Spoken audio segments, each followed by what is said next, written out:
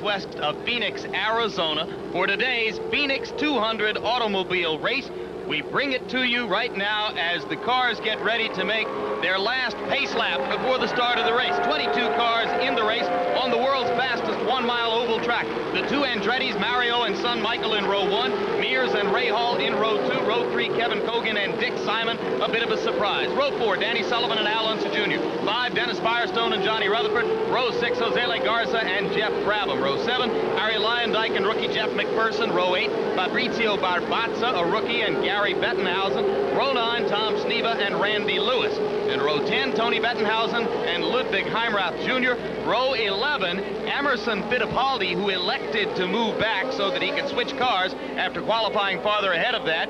And Roberto Guerrero, who was moved from the second row all the way to the back of the pack when his car in tech inspection tested 2.5 pounds under the minimum weight yesterday afternoon. Much of the attention centers on the Andrettis in row 1 as they get ready to go green. I'm Jim Lampley. With me in the booth, ABC Sports automobile racing expert Sam Posey. Bobby Unser, who won 4 races on this track in his illustrious career, is here. So is Jack Arute, and it is Mario Andretti who dives to the inside of the track and takes the lead out of turn 2 on what I said, and will repeat again, is the fastest one-mile oval track in the world. Sam Posey, a very tight track, will have speeds in excess of 170 miles per hour at times during the race, so this is a highly explosive situation as Andretti leads his son after lap 1. The two ends of the track, Jim, are quite different. The turns that the Andrettis are just going through now, turn 1 and turn 2, fairly steeply banked at about 9 degrees. Right here is a dog leg to the left. Top speeds reach right about here of 185, and now a very long, quite flat turn in which very few of the cars ever seem to handle really right. Now they're coming out onto the start-finish straightaway. We have 2 race cams installed in cars to help follow the action today, and one of them is in the car of Bobby Rahal. You see right there, Rahal, who started on the outside of row number 2, is at the moment well up in the field, and that's a good view from inside Rahal's car as he chases the 2 Andretti from his position in 3rd place, right ahead of Kevin Cogan and Rick Mears. Our second race cam is installed in the car of a man who started all the way back in row 9, and that is local favorite Tom Sneva, who lives in Paradise Valley just on the other side of Phoenix, the only man who didn't sleep between hotel sheets last night, and will be able to follow the action from back in the pack early as Sneva tries to make his way up in the field. And Sam, take us around this quick one-mile oval. You'll see that there's a good deal of buffeting from Sneva's head. That's because of turbulence coming from the traffic ahead of him as he goes under the bridge and sweeps out into turn 4. This is the only part of the track that is straight right ahead of him here. It's a breather of only a couple of seconds before he dives into this turn. Uses the brakes very lightly, braking with his left foot, now getting back on the power.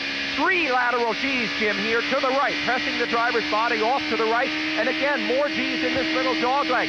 Sneva gets past as he sets up for turn 3. This much flatter. There's a little bump in there. Now he's accelerating 3.5 G's because of the enormous aerodynamic downforce of these cars. So that is just 1 lap in about 23 seconds, average speed of over 160 miles an hour. It's a fast, tight track where an awful lot can happen.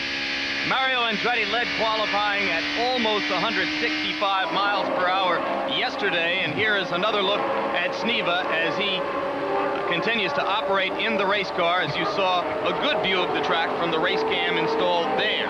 Mario Andretti, who won last week in the first of the 15 races that make up the IndyCar World Series, a road race in Long Beach, and who led qualifying here just as he did there. Of course, he's won more poles than any man in IndyCar racing history, so the fabulous story of the newly grandfathered Andretti continues in this, his 24th season of American racing. We are live at Phoenix for the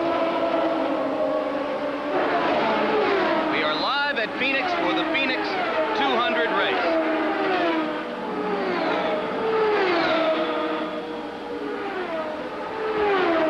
You see the 2 Andrettis already lapping slower traffic, Jim. In many ways, that is the story of the race, your ability to pass the cars that you are lapping here on this narrow track.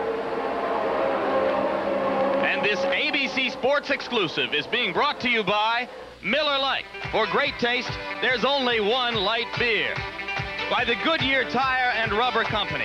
No matter how far you go, Goodyear takes you home. By Mobil 1 synthetic motor oil. And by the Kelly. Bill Nelson, this is my country too. Miami.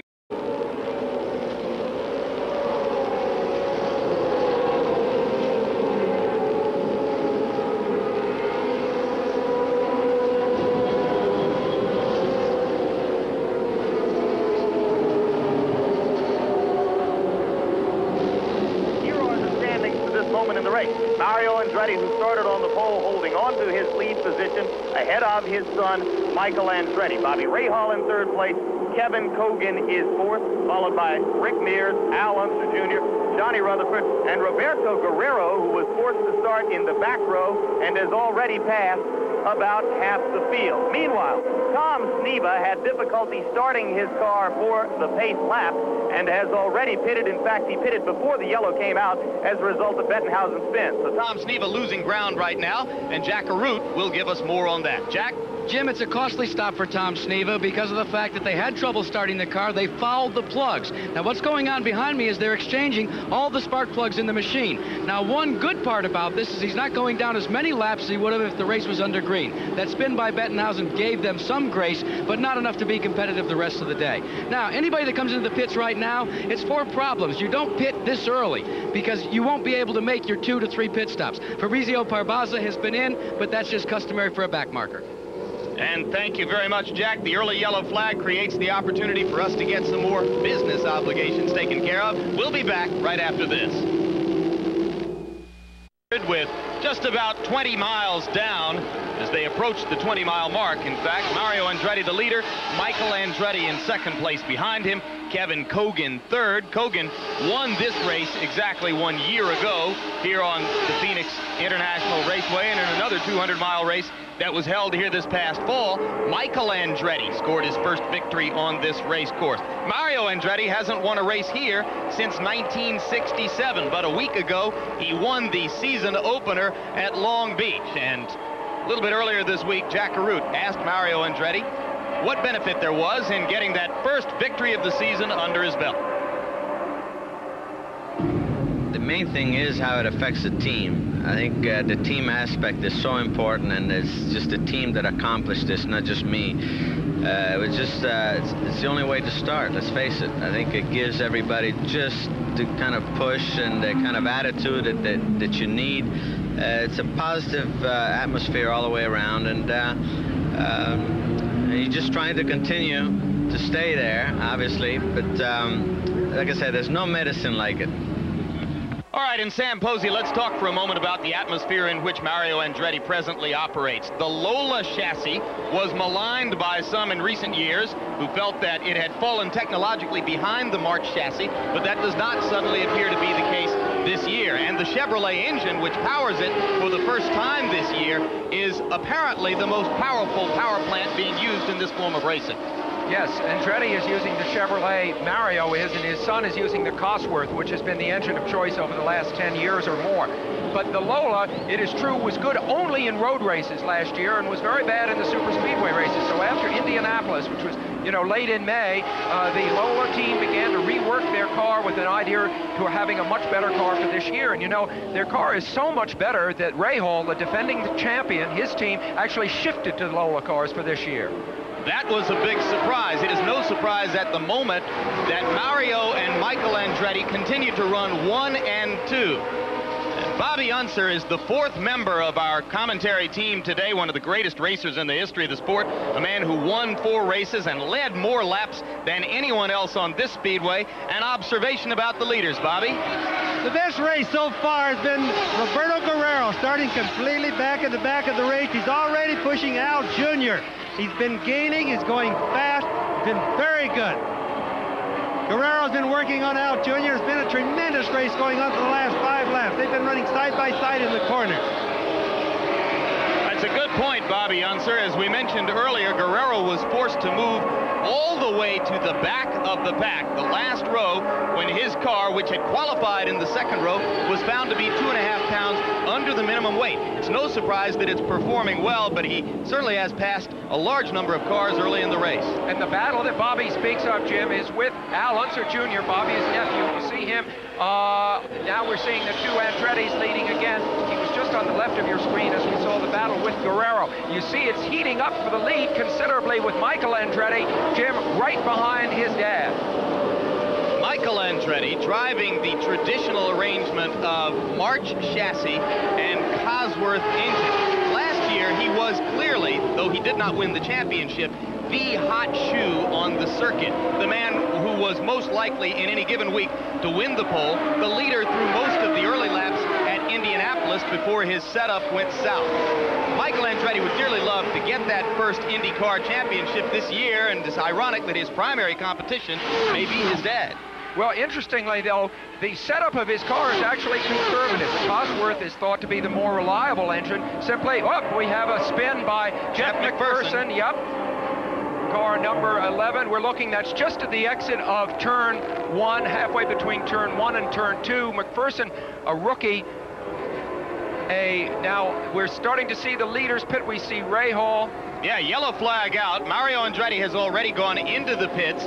Ray Hall, as you point out, has also pitted. All of the leaders will be diving into the pits now to take advantage of this yellow flag, as this has occurred at the 30-mile mark. Now, had there been absolutely no caution flags, it might have been possible for many of the racers to get through this race with only 2 pit stops. But now that this sequence has taken place, each driver will clearly take more than 2 pit stops, and there will be a bit of a chess game throughout the race with regard to fuel consumption and pit stops. There's a good look at the number 5 car of Mario Andretti as he goes back out onto the track. His son Michael has already exited the pits, and we'll be back live after this. At the Phoenix International Raceway, Jim Lampley with Sam Posey, Bobby Unser, and Jack Arute. And with the cars still running under the yellow flag after Jeff McPherson's spin, technically for the moment the leader is car number 22, driven by 53-year-old Dick Simon, oldest man ever to start at Indianapolis. Now as they go green and come down the front straight, it is Bobby Rahal who dives into the lead ahead of Simon, hotly chased on the inside of the track by the orange car, and I believe that is the one of, no, that is not Roberto Guerrero's car. He's still a little bit farther in the pack, but it is Rahal with the lead, Simon in second place, Michael Andretti is in 4th place, and the bright red car in 3rd place with the yellow trim is that of Mario Andretti. So Rahal, Simon, Mario Andretti now, Michael Andretti in 4th place, Rick Mears in 5th place, and from behind them, Roberto Guerrero continues to try to make his way up through the pack after having started the race in the very back row. So the 2 Andrettis have picked up the battle where they left off, with the exception of the fact that the leader here, Bobby Rahal, is now able to pull away from both of them because the Andrettis are being bottled up behind Dick Simon, except Mario Andretti tried to pass Simon on the inside there. You see them on the right of your screen as they went into turn 1, Jim. Down the backstretch, which has a slight kink, or dogleg if you prefer, and now race control. Race control has made a correction and told us that Kevin Cogan is in fact the lead car on the track. Why is Cogan the lead car? Because during the yellow flag sequence, when all of the other leaders went into the pits, Cogan apparently never did make a pit stop. So Cogan is the only one of the lead cars on the track which has not yet had the benefit of a visit to the pits, and as a result, he has a 1-lap lead over the rest of the field. That's a situation which won't last forever, but if he gets lucky with a long extended period of green flags, he may be able to hold on to that 1-lap lead for a while. Cogan's crew chief, Lee Dykstra, told me in no uncertain terms moment before the start, he said Kevin Cogan is going to finish 2nd today. Quite positive, and he is running well. A year ago, Kevin Cogan won this particular race and was, during the early season, one of the hottest racers on the circuit, wound up with the best record for the year among racers in 500-mile races, including, of course, his 2nd place finish at Indianapolis. I'm told that Jack Arute has a piece of news from the Michael Andretti pit. So let's go to Jack right now. And Jim, what we're seeing is the first page in pit strategy. Now, Barry Green is the crew chief on Michael Andretti's car, and as you alluded to, he pitted, and your leader, that Kevin Cogan, didn't. Now, Barry, you're a lap down because Kevin Cogan didn't pit. Does that concern you at all? No, it doesn't concern us, Jack. You know, you got to play the yellows in these races. You can't mess around with greens. If we get caught in a green a little bit later, we'd go more than one lap down. So now next pit for you, if all goes well, would be on lap 90. There's somewhere around there, you know, there's more than likely to be a yellow than before that, so we'll just play the yellows. Now, the way they play the yellows is with this bank of computers right over here. They try and decipher just what's going to happen. But with electronics and techniques, you never know. All right, so there's the strategy from Andretti's pit. Meanwhile, Roberto Guerrero continues to make his way up through the field, and you look at car number 7, Kevin Cogan, apparently slowing down. Could it be that Cogan is headed in for a pit stop? Let's follow him around onto the front straight and see, and definitely, indeed, he is. There goes Cogan into the pits under the green flag, so he will surrender his lead in the race. Meanwhile, Bobby Unser stands by with the new co-owner of the team in which Roberto Guerrero is involved, and he's the man who's made the hot move early in the race. A famous name in racing, Vince Granatelli, standing by with Bobby, and let's go there now. Vince, Roberto has done quite well. He's come up from the back. You're up into the kind of the lead serial right now. What's your game plan? What are you going to do now that's different? Well, we're just going to keep right on moving as fast as we can through here, of course, and the yellow light really helped us in this situation, allowed us to close it up a little bit. We've already made our first pit stop, and we're presently running 6th. How about your mileage? Can he run this hard all day, or does he need more yellow flags?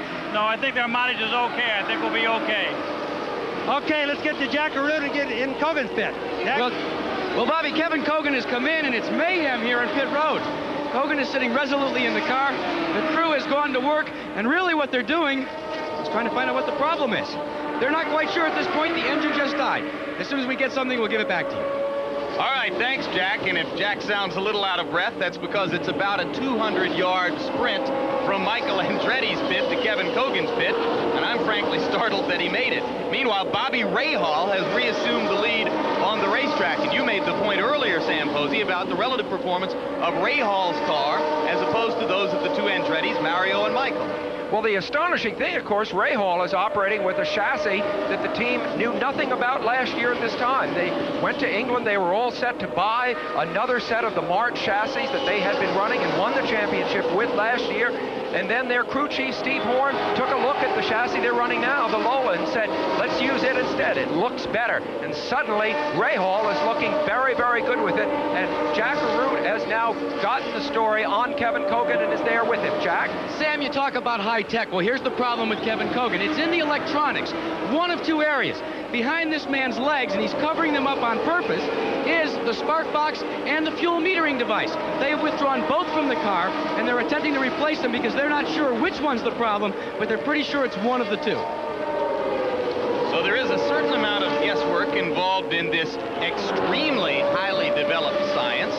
And right now, the guessing is going on in Kevin Cogan's pit. But on the track, the leaders are piling up laps. They have been Cogan's last hurrah early. Bobby Rahal, defending championship auto racing team series and Indianapolis 500 champion, leads Mario Andretti and Fireball Roberto Guerrero.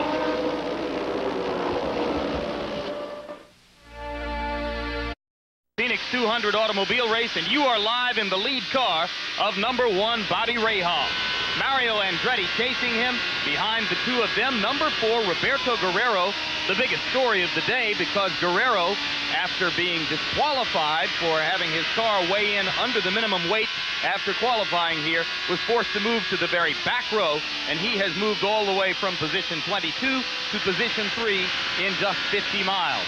Mario closing in a little bit on Rahal from behind as you watch the performance of Bobby's Lola Cosworth from the cockpit. Well, more to the point, he's just passed Sneva there. You see his car handling, Sneva right in front of him on the road. That's right. You see how well Bobby's car is handling. See the way he turns in, and it takes the turn exactly as he plans it. He doesn't have to put in a lot of correction one way or another, and he is able to pass slower cars easily on the outside. When I say easily, it's a nerve-wracking proposition. You see Rick Mears has gone behind the pit wall. Jim, that's a bad sign for the two-time Indianapolis champion Rick Mears in the new Penske Chevrolet. And we're used to offering so much respect to the Penske team, but with the new Penske designed chassis powered by Chevrolet engines in only their second year out on the circuit under the Penske banner, neither the car of Rick Mears nor Danny Sullivan is considered among the absolute hottest favorites in this race. They seem a little disorganized, but look, Mario Andretti is now right behind Bobby Rahal, Jim, as they go into turn 1. The brighter red car is the one which belongs to Andretti, and the slightly darker red, you can see the number 1 is that of Bobby Rahal. Now that is Andretti to the left of the screen. The car to the right in that previous shot was that of Roberto Guerrero, and here goes Guerrero by Andretti and into second place, and he passed him easily on the outside of the track. That's a move we saw him practicing yesterday, Jim, when he knew he was going to have to come up through the field because of his bad position on the grid, and he made it work on the outside of turn 4. That was superiority I am surprised that anyone can show over Mario Andretti at this point in the race. Now you saw how quickly Rahal and Guerrero were able to slide by Tom Sneva's green car on the inside. So they filter their way through traffic. There goes Rahal, again looking for an inside spot to pass one of the cars which is being lapped. That is the car of Danny Sullivan, the red and white car just ahead of Rahal. There's Rahal with Guerrero right behind him. And Roberto Guerrero continues to stalk Bobby Rahal, the leader. There are 30,000 fans here. They are sophisticated racing fans. There will be a huge roar which goes up if Guerrero takes the lead, because they're all well aware that he started the day at the absolute tail end of the field. Meanwhile, as we watch that battle, let's revisit Jack Arute. Of the sport's top guns that have already retired from the race. Kevin Cogan out after they changed the spark plugs. He's gone to the garage. And Rick Mears, you're the next one out. What happened? Well, I don't know, really something, I think, let go in the motor. But, you know, the 16 was really working well, and felt like we were running competitive. We were just kind of trying to bide our time and save the tires and get to the end of the race, but wasn't meant to be. Rick, with all the research and development that you've done on this Chevrolet engine, it looks like Mario Andretti is getting the job done, not the Penske organization. Well, it looks like he's running well, and he has been good, and I'm glad to see it for Chevrolet, but I'd just sooner be the other way around. Indy's next. How do you think? I think we'll be all right there. That's the story from the pits, gentlemen. So the two early departures are two of the biggest names in the sport, Kevin Cogan and Rick Mears. Meanwhile, on the track, Bobby Rahal continues to lead Roberto Guerrero and Mario Andretti. They are just about a third of the way through this 200-mile race as we revisit the Rahal cockpit.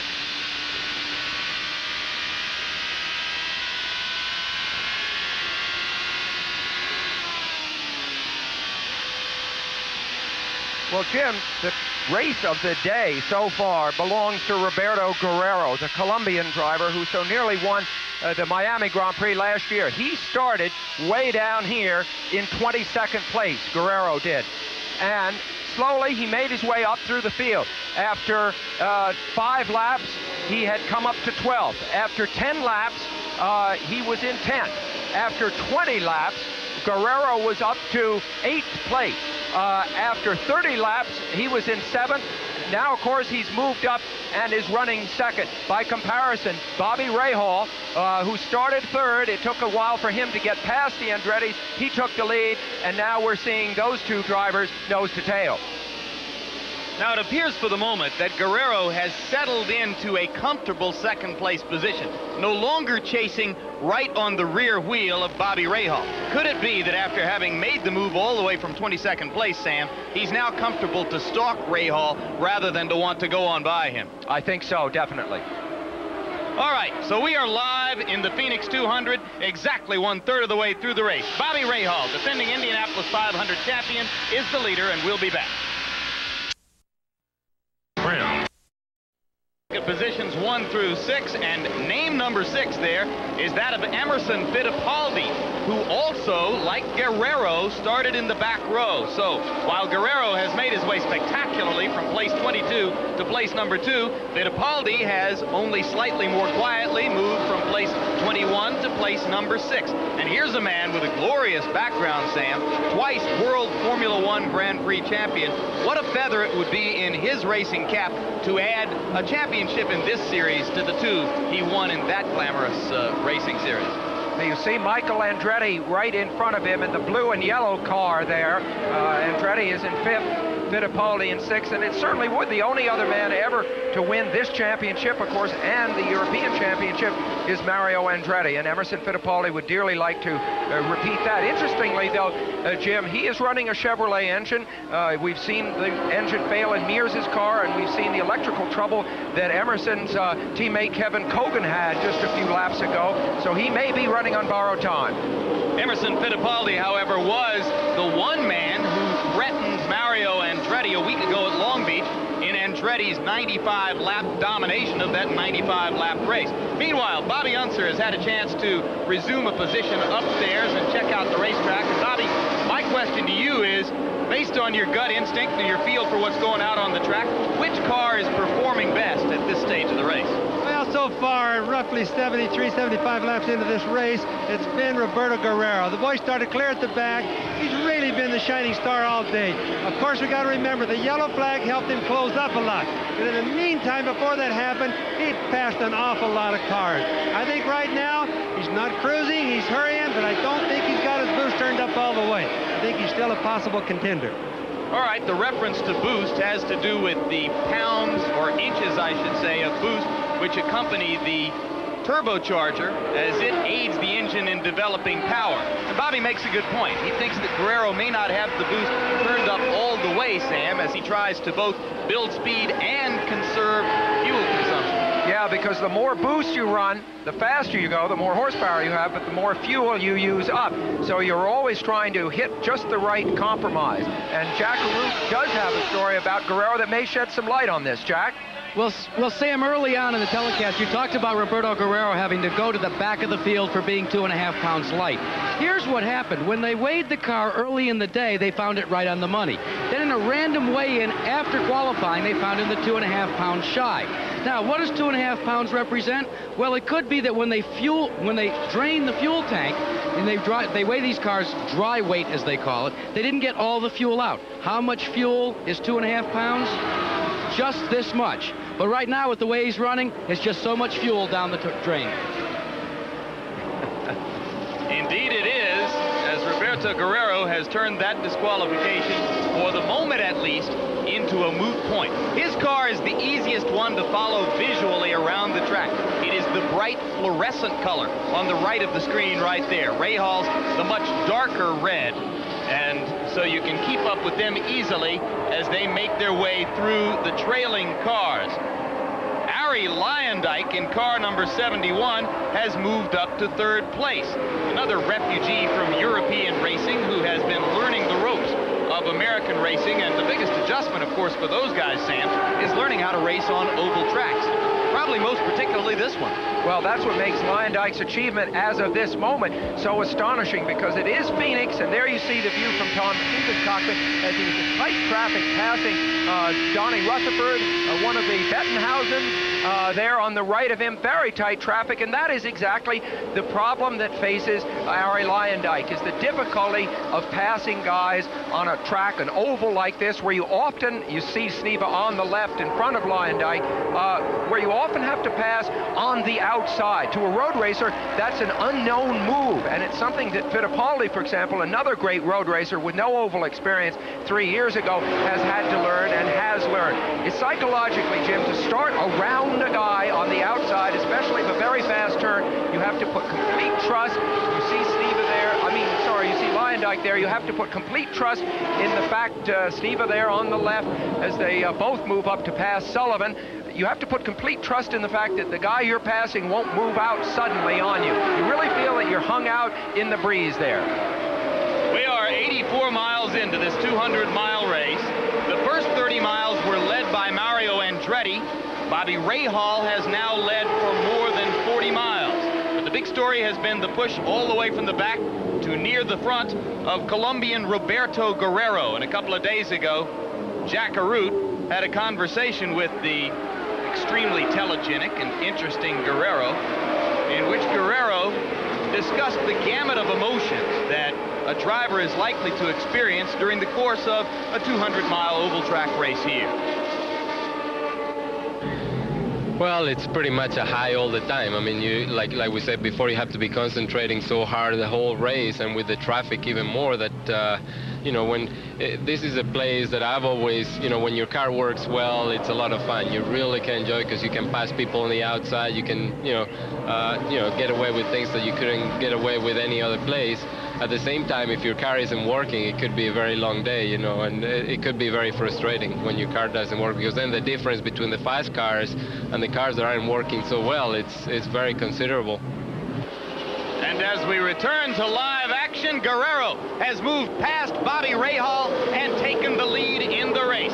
So Roberto Guerrero, starting at the very back of the pack, has less than halfway into the Phoenix 200 taken over the lead. A lot of anticipation surrounds Guerrero Samposi. As you see him on the left of the screen there, holding off Rahal just behind him. He's never won a race in this series, and a lot of people seem to believe that once he wins one, he might win several more very shortly after that. Yeah, that he might just explode. Often that first race is so hard to get, and you get it, you relax a little, and you seem to win a lot more. You know, when Jack Root, you see Guerrero being shadowed right now, though, by Bobby Rahal, and in traffic that close, we can expect anything. There's Bobby Rahal, the view from his cockpit. He has got to stay with Guerrero. He can't afford to let him start getting away. The race that Guerrero almost won last year was the last race of the season down in Miami. Guerrero had a convincing lead with 1 lap to go. He ran out of fuel. The amount of fuel that he lacked to win that race was exactly the amount of fuel that Jack Root just poured out on the ground when he gave us that demonstration. So these races are won and lost by very, very small margins. Guerrero also, to be pointed out, has very quietly compiled an outstanding record at Indianapolis, where he has become quite accustomed to finishing in the top 5. And you watch the leader, Roberto Guerrero, in the fluorescent orange car from the cockpit of the man in second place, Bobby Rahal. We're going to take a look now at all of the leaders.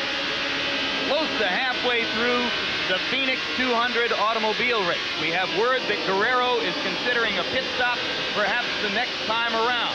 That will certainly contain the complexion of the leaderboard, which he right now stands at the top of. And if he starts to slow in turn 3 and 4 to pull into the pits, we may see him raise his hand to signal to Rahal that he's going in.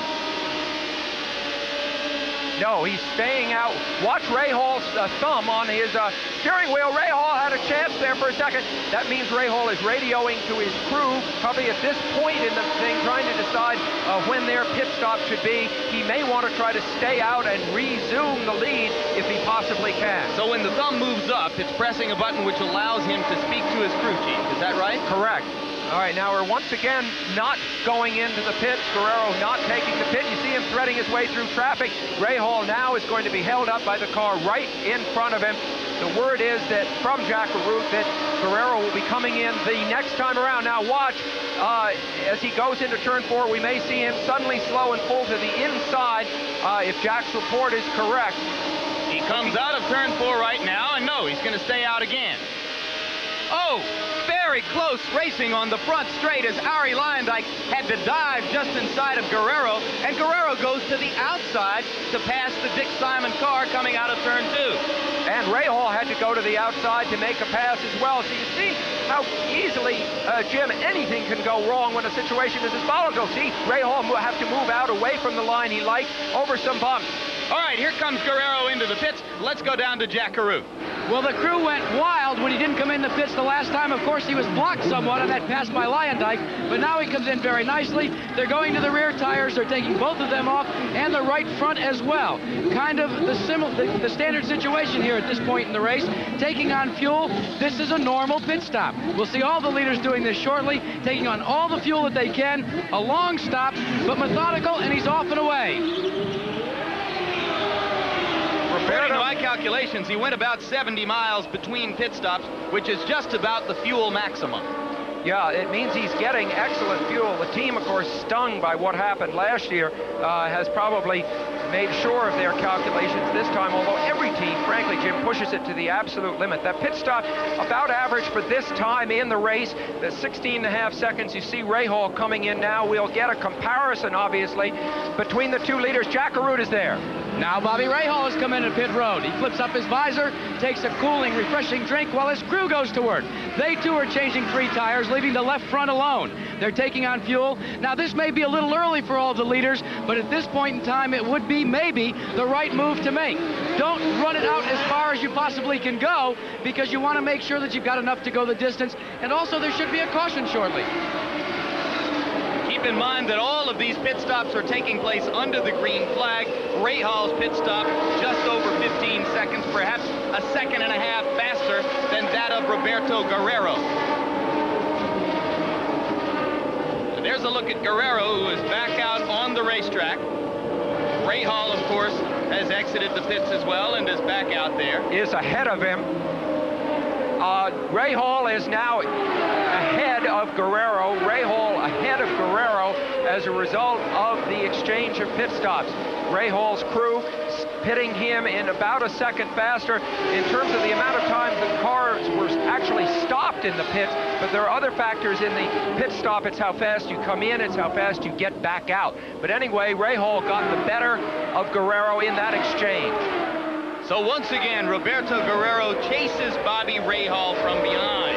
Harry Lyondike, Mario Andretti, Michael Andretti, Emerson Fittipaldi, Jose Garza now. All of these cars have moved up into contention and maintain a position near the front of the pack. Michael Andretti comes into the pits, and as the action continues halfway through the Phoenix 200, we watch once again Roberto Guerrero flying down the front straight and giving Bobby Rahal all he can handle.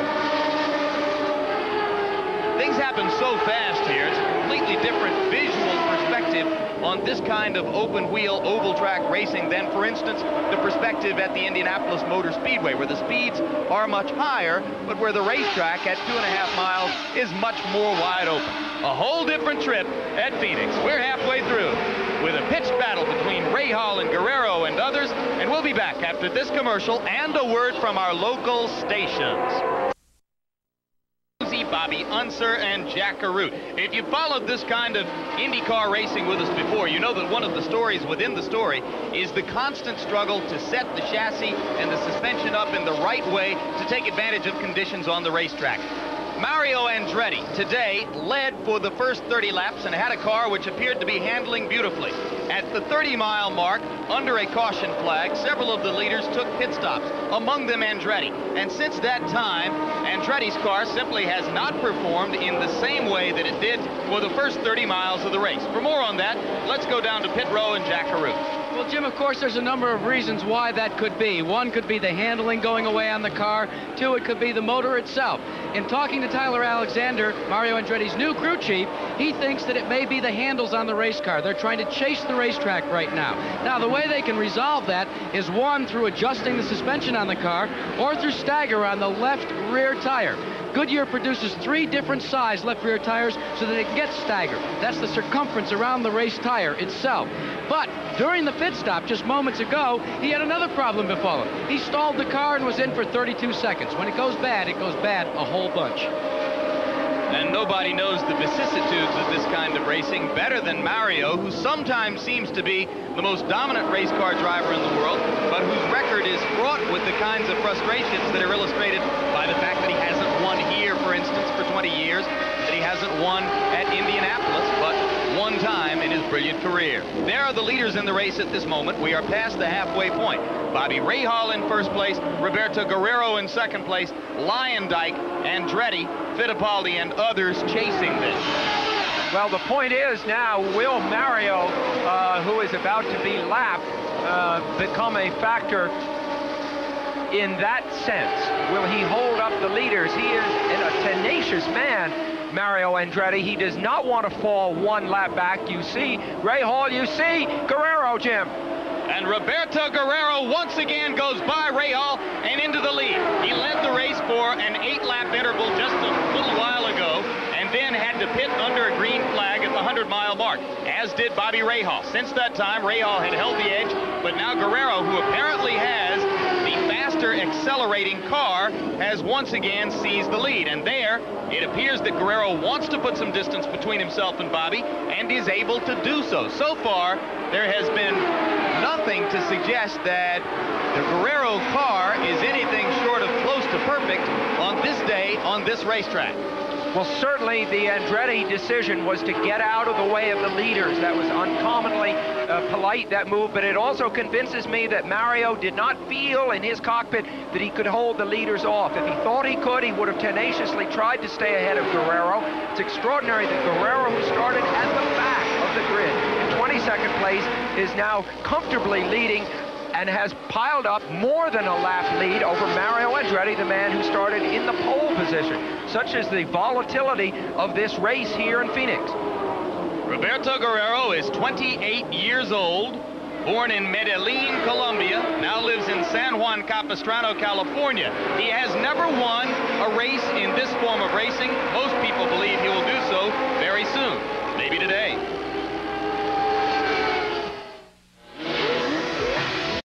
The 200-mile race today in Phoenix, Arizona. Danny Sullivan is in the pits and has some trouble. Now, first, let's go to Bobby Unser for an observation. Bobby? Well, pit stops have really made a big difference in the race. It helped Roberto get up into the possibilities of leading the race, and not only leading it, he's controlling the race. He's leading the race, running away with it. He's pulled out about 5 to 6 seconds ahead of Bobby Rahal right now, but they still have another pit stop to go. We're going to watch and see who will come in first or who will come in second. That's between Roberto Guerrero and Bobby Rahal. They both should be due around 160 miles. Very good point, Bobby Unser. Since the last pit stop took place at the 100-mile mark, nobody in the race could possibly make it through without another one. The maximum fuel tank capacity, about 72 miles. So, as we get ready to go visit the race cam in the cockpit of Tom Sneva, we must point out that, just as Bobby Unser said, somewhere around the 160-mile mark, maybe 35 or 40 miles from now, the leaders will be pitting once again. That will set up the final stage of the race. You watch Guerrero as he tracks Tom Sneva down the front straight. And quickly, let's go as we look at the race cam view from Tom Sneva's car. Very shortly, Guerrero should be going by him, and there he is, right there. You saw how rapidly Guerrero was able to go by Sneva. Now let's go to Jack Carruth for a word on Danny Sullivan.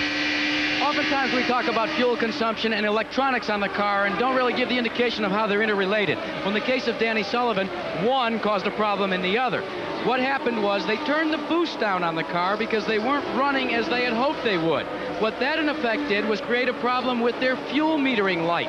The light did not go on, they ran out of fuel, they had to push the car, Ralph DePalma style, back into the pits, and that's all she wrote for Danny Sullivan. And that underlines the point once again, Sam Posey, that perhaps a bit surprisingly, the Penske cars at this moment are not among the top echelon.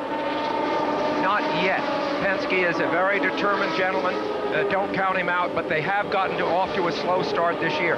Let's see if we can get an interval between Roberto Guerrero and Bobby Rahal. Guerrero at this stage is pulling away. And let's see, there is Guerrero, and here coming to the line is Rahal. So it's a little under 4 seconds. In a couple of laps, we'll try it again and see whether that lead is being extended. At this point, though, it's a little hard to tell. There's so much traffic. Guerrero can be seen to be pulling away, but then he'll get into a bunch of traffic and be slow. Well, and also the point remains that there will be at least one more pit stop, and every car will exit that pit stop with a slightly different setup, a different set of tires, a different orientation to the racetrack. It could well be that the car Guerrero is driving right at this moment will turn out to be vastly superior to the one that he drives for the last 30 laps of the race. Bobby Rahal told us earlier about coming into this particular season as a slightly different man, a man with the accomplishments of having won the Indianapolis 500 and the IndyCar World Series Championship a year ago. He pointed out how that gives him a slightly different perspective in 1987. Well, I guess it gives you more confidence, you know, that until you've done something, you're never really sure what it takes, I suppose. I mean, you think you know, but but having done it now, certainly going back to Indianapolis, I know for one thing I'll have a lot more fun going back there because it's, as you know, it's sort of like you've done nothing until you won Indy. So it'll be, I think we're going to enjoy it a lot more. But I think overall it gives me and the team more confidence that we can not just win Indy, but that we can win a championship and be competitive over the entire course of a season. In the closing laps of his dramatic victory over Kevin Kogan in Indianapolis a year ago, you watched that lady, Debbie Rahal, as she took care of her job and tried to calm her excited nerves in the Rahal pit and then broke into unabashed celebration. Here, she watches her husband as he, in second place, chases an elusive Roberto Guerrero. We'll be back to Phoenix right after this. If you only followed the Indianapolis 500 and no other race in the sport, you might be under the impression that Roberto Guerrero is one of the greatest names in the sport. After all, he was second at Indianapolis in 1984, third there in 1985, fourth there in 1986. But Guerrero has never been able to be quite as consistently successful elsewhere on the IndyCar racing circuit as he has been at Indianapolis. And a lot of people have been waiting for a long time for him to make a breakthrough and win his first IndyCar race. That just might happen today if Roberto Guerrero has managed to take care of all of the proper business with regard to fuel consumption and getting ready for the last 60 miles of this race. For more on that, let's go now to Bobby Unser, who's standing by at Guerrero's pit. Bobby? I'm with Vince Granatelli again. Vince, Roberto's leading the race.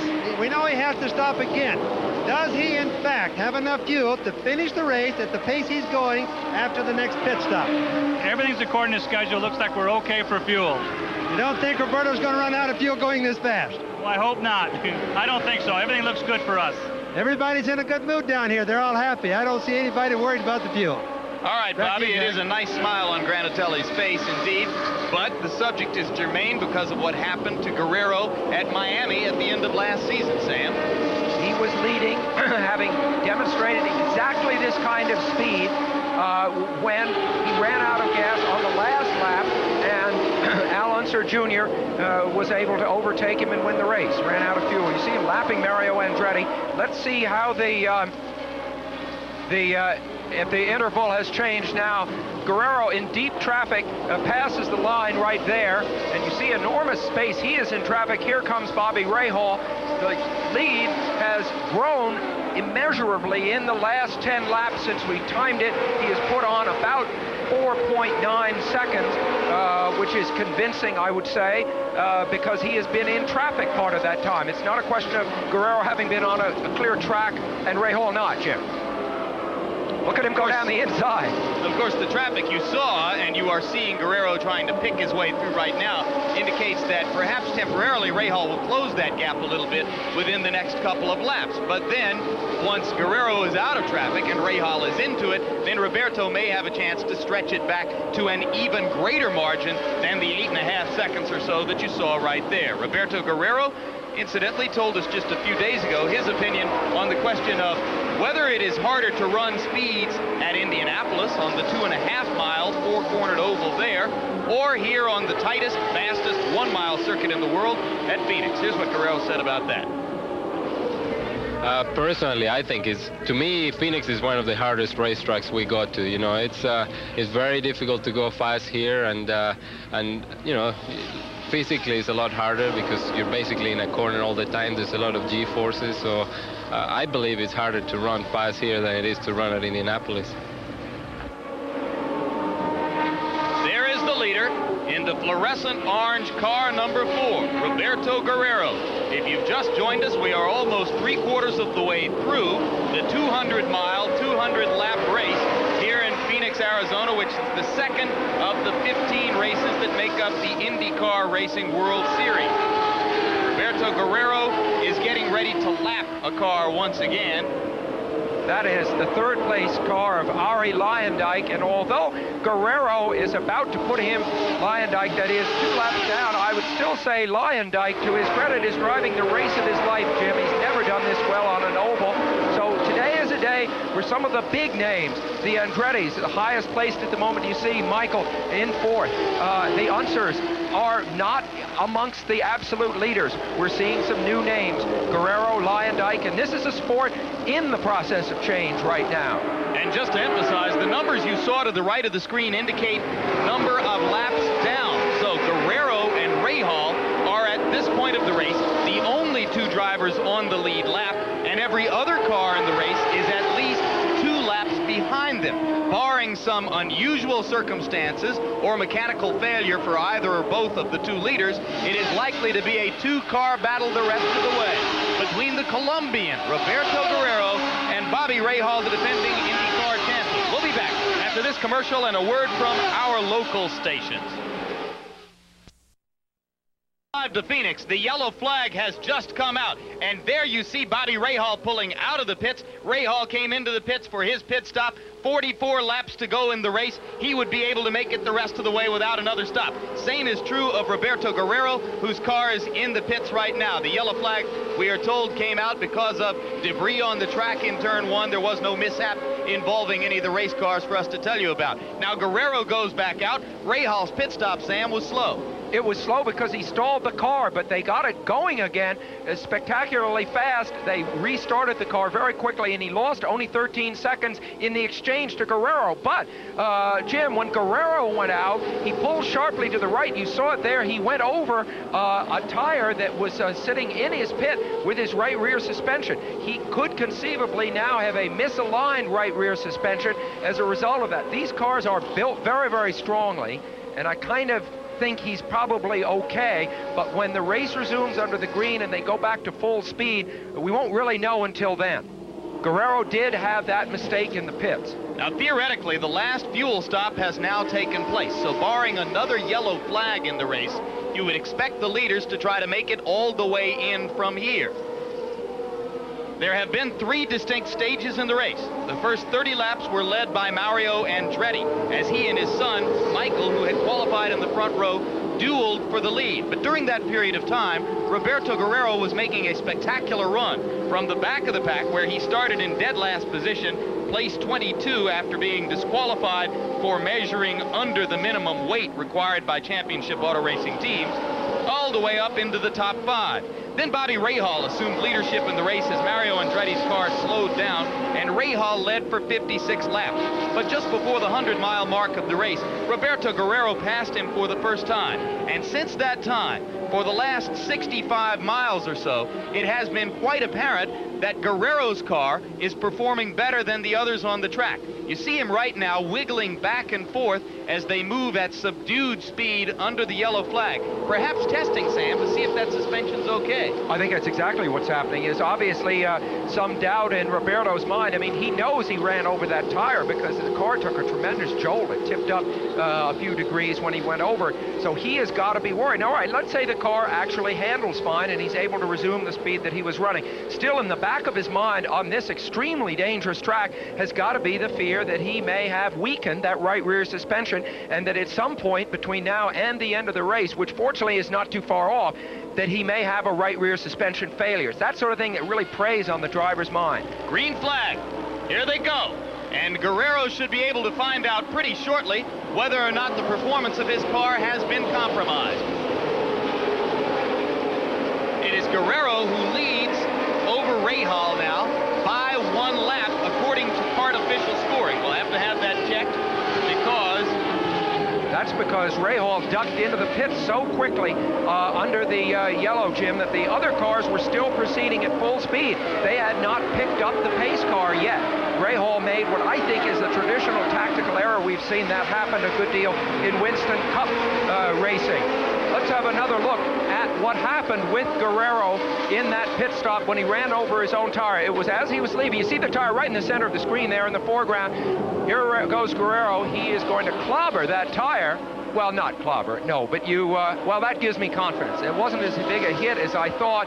As I said, the suspension is very strong on these cars. I have a little more confidence that he's going to be okay. More a foul tip, I should say, than a line drive. Exactly. Let's go down to Jack Arute. Jim, we've talked with Billy Camphausen, who's the spokesman for CART down here on pit road, and indeed, running over that tire is an infraction of the rules. What's going on right now behind me and upstairs in the booth is a discussion with Wally Dallenbach, the chief steward. They are going to black flag Roberto Guerrero, bring him in for a stop and go for running over that tire. Now that could cause him to lose a lap, which would put Guerrero and Rahal back on the same lap, would it not, Sam? Yes, it certainly would. Now, a stop and go is literally that. You come into the pit, you're obliged to stop there, come to a dead stop, and then at the signal of one of the stewards, you're allowed to accelerate back out. I would guess that that would cost him, I don't know if it'll cost him a full lap. It's going to be really tense to see. Well, if it's going to happen, Guerrero is going to want it to happen as soon as possible so that it does not create havoc with 20 or 15 laps to go in the race. As of the moment, he has completed 164 laps, so he's got 36 miles to go. Remember, they're traveling at an average speed of somewhere above 135 or 140 miles per hour, so it's not going to take terribly long time. There's Wally Dallenbach, Championship Auto Racing Teams' competition director and the chief steward at this race, as he makes the call. And now let's go down to Bobby Unser in the Guerrero pit. Bobby? All right, here comes Roberto in right now. It's going to be a stop and go penalty. Should be a real quick one. Here he comes right now. He's going to stop, and there he should be gone, and there you go. That's going to really... Yes. Just a moment. Let me get Vince here. Vince, what happened? We thought there was no penalty for that. We noticed you had a stop and go penalty. What did CART say about that? Well, evidently, I don't know that they saw it or they didn't see it, but evidently somebody complained about it. And of course, that's the rule, and we've obviously had a few oppositions this race anyway, but we're still going to go with it. We're real happy. Running over a tire is a rule infraction, and that necessitates a stop and go penalty. Is that correct? That's correct. Stop and then go right on, and that's what we did. Well, Roberto's certainly been fast, but this is going to be a terrible setback for him. Not all that bad, though, Bobby, for the moment, because he did maintain his lead, or so the scoring system is telling me that Guerrero maintained his lead. We just matted a graphic that said that Rahal is the leader. One problem that Guerrero had, Jim, he left the pit so fast that he got to the end of the pit lane and made the turn back out on the track faster than he ever has before. He actually went off into the dirt briefly as he was trying to rejoin the track. So you can imagine the excitement in the Guerrero cockpit at this point. The relatively uneventful race for him up to this point, if you can call anybody's race at Phoenix uneventful, has suddenly turned bad for him, or at least very difficult in the last few moments. Well, we are checking to be sure, but I believe that Roberto Guerrero remains the leader in the race, and that he leads by a margin of 5 seconds over Bobby Rahal. It is indeed Roberto Guerrero who does hold on to the lead. I've just gotten confirmation from official scoring. So, with 30 miles to go in the Phoenix 200, Roberto Guerrero and Bobby Rahal remain the only two cars on the lead lap. Guerrero continues to nurse about a 5-second lead over the defending Indianapolis 500 champions. We'll be back after this. And Jack Carute. As you look at the leaders, we'll point out that this broadcast is being produced under authority granted by Championship Auto Racing Teams for the private use of our audience. Any reproduction of this broadcast in any form without the express written permission of Championship Auto Racing Teams is expressly prohibited. Briefly, let's recap the sequence which you just witnessed. A yellow flag was out as we came back from commercial. Bobby Rahal made a tactical error, pitting before the pace car was in place, therefore costing himself a lap and going a lap down to Roberto Guerrero. But seconds later, Guerrero ran over a tire in his own pit, sustained a stop-and-go penalty from CART control, which forced him to go back into the pits, stop briefly, and then come back out. And that narrowed what had been a huge, in fact, one full lap lead for Guerrero back down to a matter of seconds. Right now, we're going to get interval timing now on Guerrero's lead over Bobby Rahal. Sam? You see Roberto Guerrero streaking through between turn 3 and turn 4. When he comes up to the start-finish line, we will start the clock and see what the distance back. Now, it is balanced between 3 seconds and 8 seconds. You see right now it's about 5.7 seconds to Rahal. So at this point, I timed the wrong car. That's not the first time I've done something like that. There is such a huge preponderance of red cars in IndyCar racing this year. All right, there's the start as Guerrero goes by. Thank you, Jim. That's a charitable interpretation. I used to drive him, not time him. I see it now. He's behind Sneva, and there we go. Okay, 10.5 seconds, which is surprising to me. It's much more than we might have anticipated. So the point is that Guerrero is streaking away.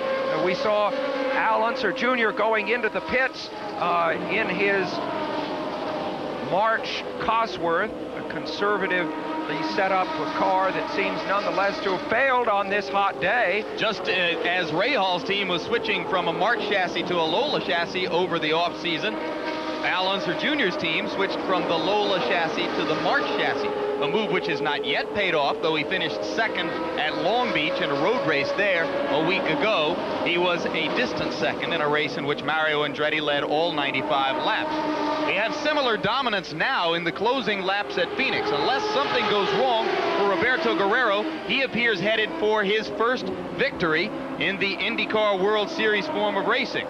But long way to go, 19 miles. Look at his superiority as he comes up on Michael Andretti in the blue and yellow car. Michael Andretti, who of course would have fought hard to keep him at bay earlier in the race, and now knows that he's going 3 laps down at this stage. So we will be back for the concluding 15 miles or so of the Phoenix 200. Roberto Guerrero still leading Bobby Rahal.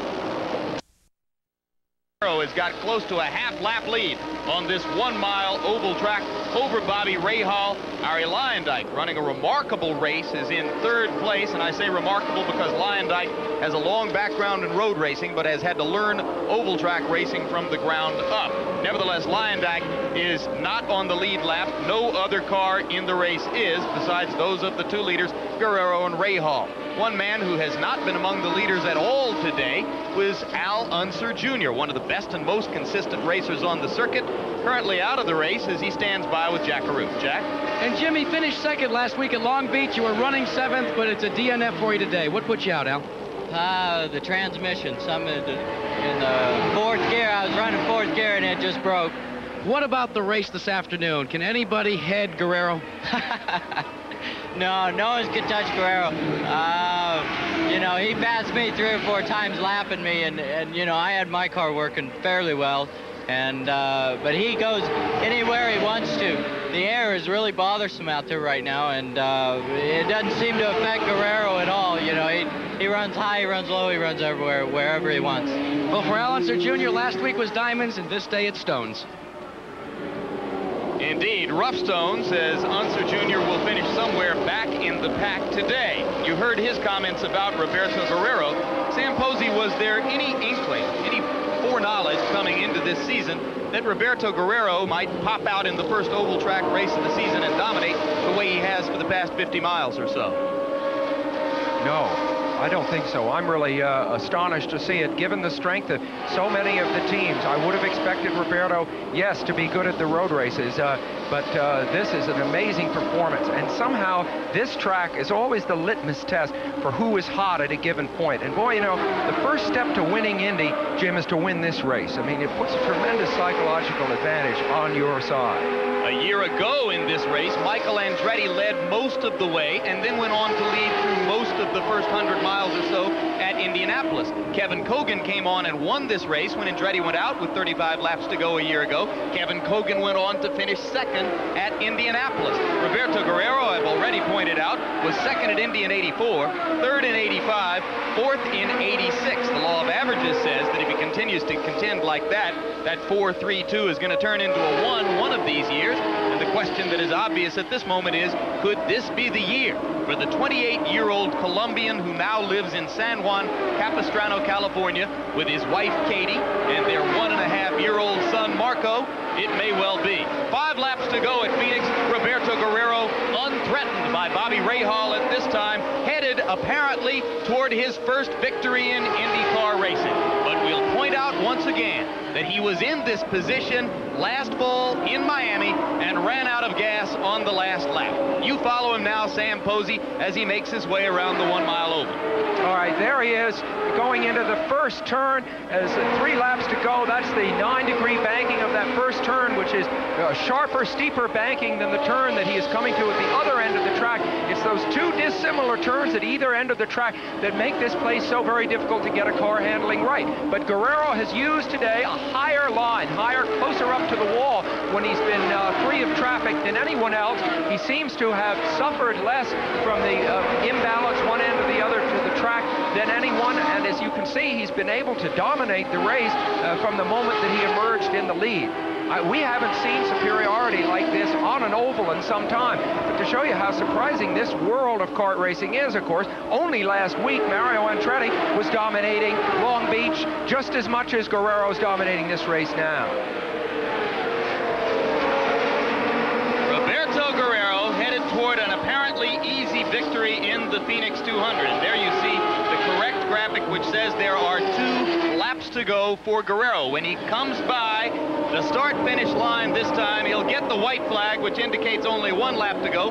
The only question then will be, does he have enough fuel? And on a 1-mile track, he so far shows absolutely no signs that he's in any danger of running out of methanol before he gets the checkered flag. Ray Hall just went by the start-finish line.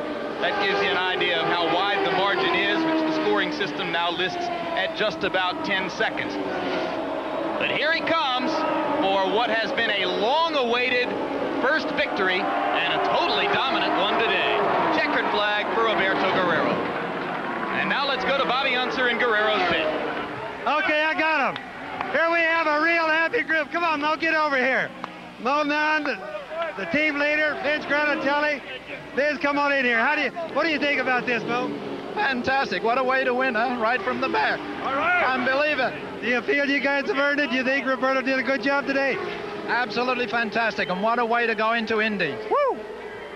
Vince, brand new car owner, first year.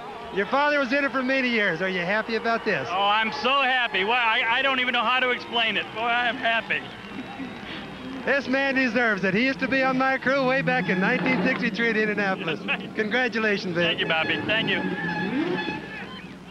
All right, thank you very much, Bobby Unser, and keep in mind, as we point out, that Bobby Rahal finished second behind Guerrero. In case you did not join us at the top of the telecast, there's Rahal's car being pulled into position for the post-race ceremony. Harry Lyondike just has his car pulled into position. He's going to wind up as the third-place finisher. Michael Andretti will be fourth.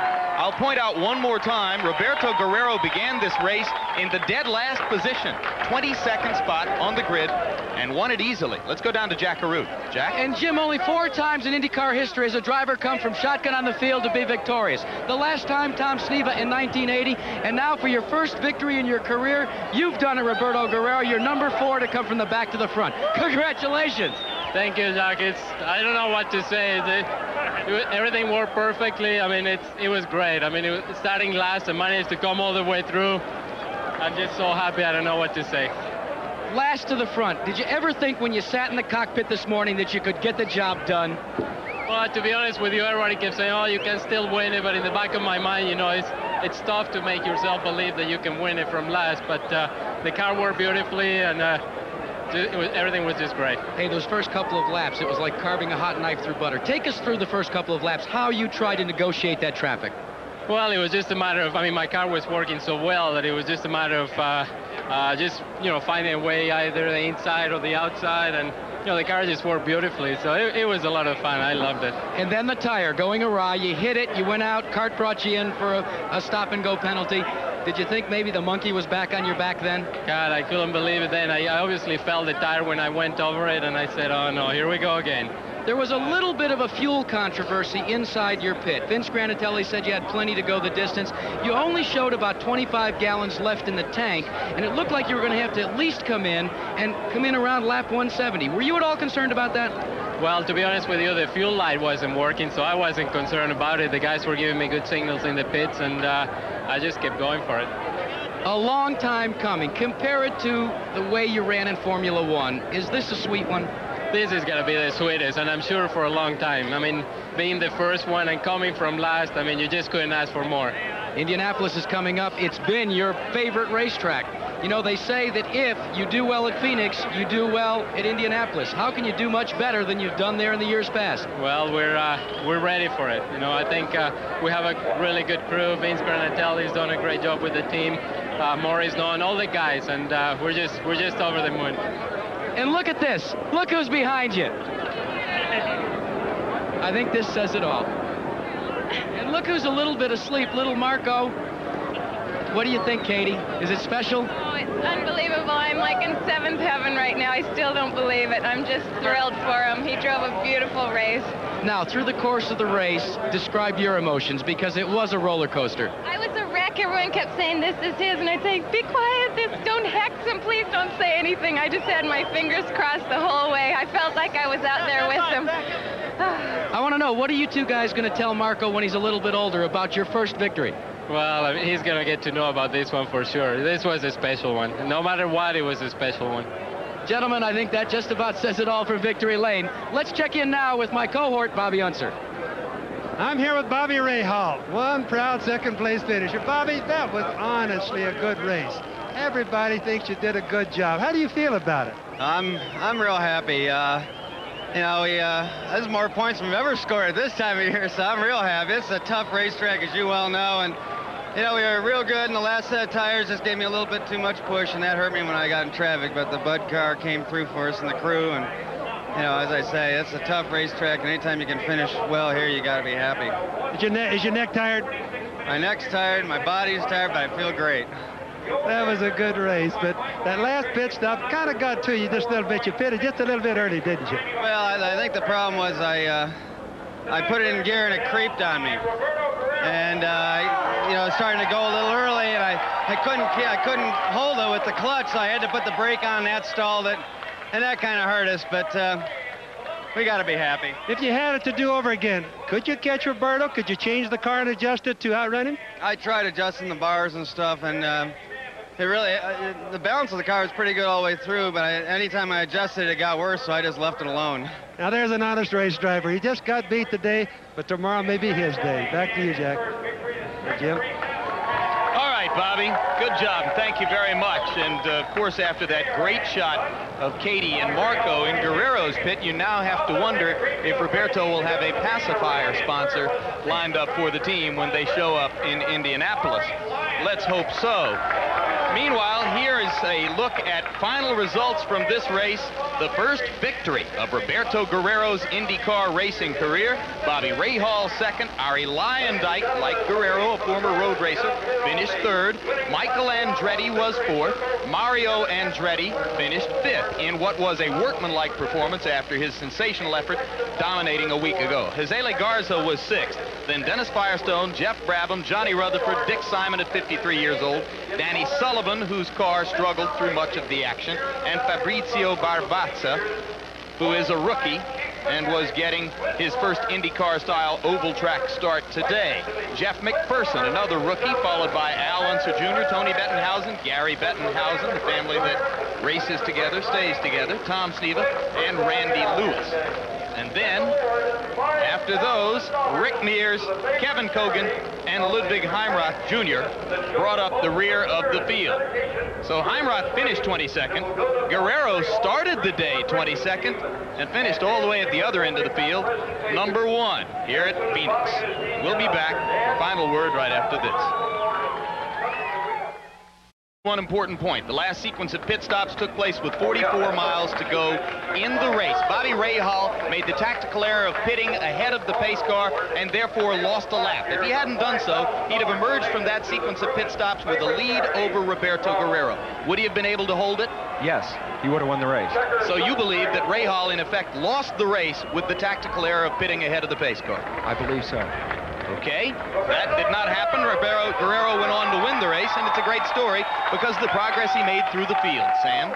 Well, he started literally off the chart in 22nd place, did Roberto Guerrero. And as he moved up, he moved up very fast. At the end of 20 laps, he was already 8th. At the end of 40 laps, he was 7th. At 60 laps, he had already emerged in 2nd place, just at 60 laps, a third of the way into the race.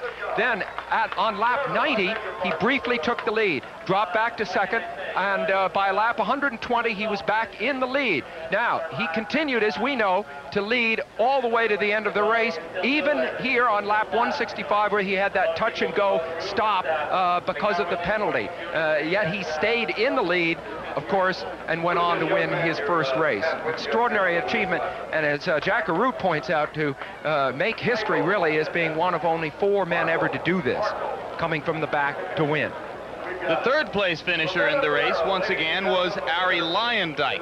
And you heard Jack Arute say earlier, how you do at Phoenix is regarded by many as a benchmark for how you do at Indianapolis. Now, Guerrero won the race here.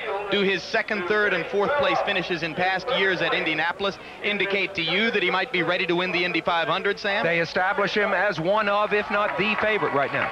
All right, let's go down to Jack Arute, who's with Arie Luyendyk. Jack? One man that is getting all of the accolades now for your finest IndyCar career drive, Arie Luyendyk. Arie, a good day today. It was fantastic. The car was really working great. The crew's been working real hard at it. We had some problems in qualifying, and we made a few changes to the car for the race, and it just worked perfectly. I'm really happy with the job the Helmut Garn crew is doing, and I think we made the right decision to go with this team this year. Now, what does it do to the psyche of a young driver when he has a fine finish like this, getting ready for the big one at Indianapolis?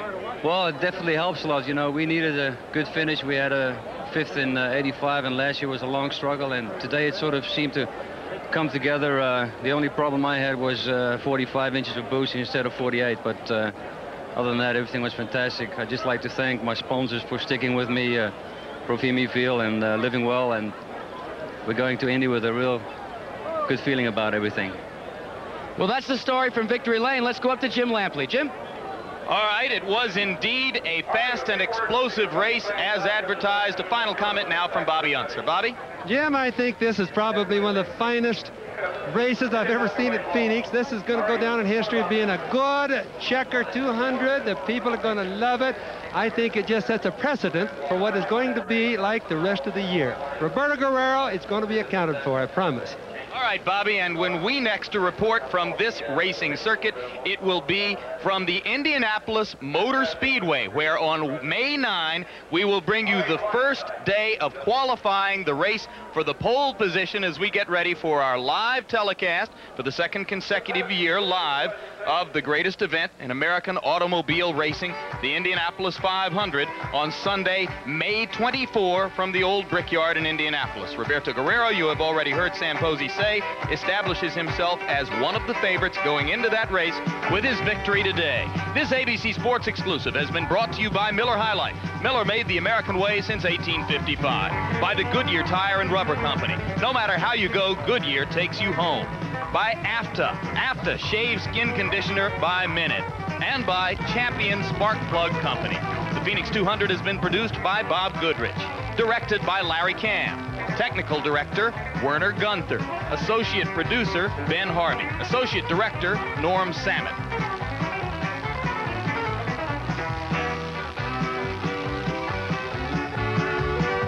Saturday,